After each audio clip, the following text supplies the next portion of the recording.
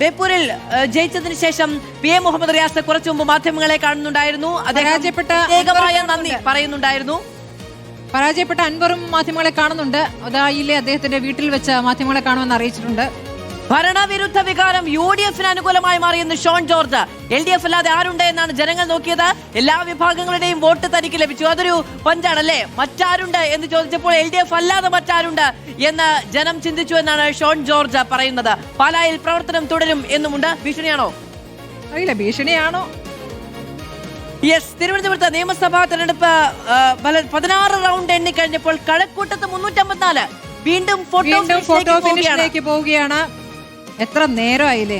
LDF UDF vote വ്യത്യാസം 354 മാത്രമാണ് നിലവിൽ കഴക്കൂട്ടത്തുള്ളത്. LDF മുന്നിട്ട് നിൽക്കുന്നത് 354 വോട്ടിന് മാത്രമാണ്.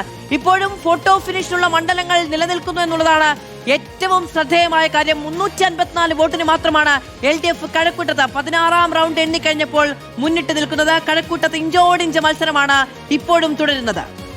കഴക്കൂട്ടത്ത് LDFും NDAയും തമ്മിലുള്ള പോരാട്ടമാണ് നടക്കുന്നത്. ഇഞ്ചോടിഞ്ച് പോരാട്ടത്തിനൊടുവിൽ NDAയുടെ അക്കം 2-ൽ നിന്ന് 3-ലേക്കാകുമോ എന്നുള്ളതാണ് ആശങ്ക. ഒരു ഇടവേളയ്ക്ക് ശേഷം പെട്ടെന്ന് തിരിച്ചു വരാം.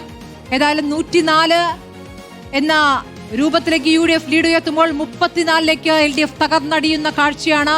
NDA 2 താമര വിരിയിച്ചിരിക്കുന്നു എന്നുള്ളതാണ്. നിയമസഭയിലേക്ക് 2 അംഗങ്ങൾ വരികയാണ്. ചാത്തന്നൂരിൽ നിന്നും നേമത്തിൽ നിന്നും. അഴീക്കോട് LDF നിലനിർത്തിയിരിക്കുന്നു. അപ്പോൾ ഇഞ്ചോടിഞ്ച് പോരാട്ടത്തിനൊടുവിൽ KV സുമേഷ് അഴീക്കോട് നിലനിർത്തുകയാണ്. 356 വോട്ടിന് KV സുമേഷ് വിജയിച്ചു എന്ന വാർത്തയാണ് ഇപ്പോൾ അഴീക്കോട് നിന്ന് വരുന്നത്.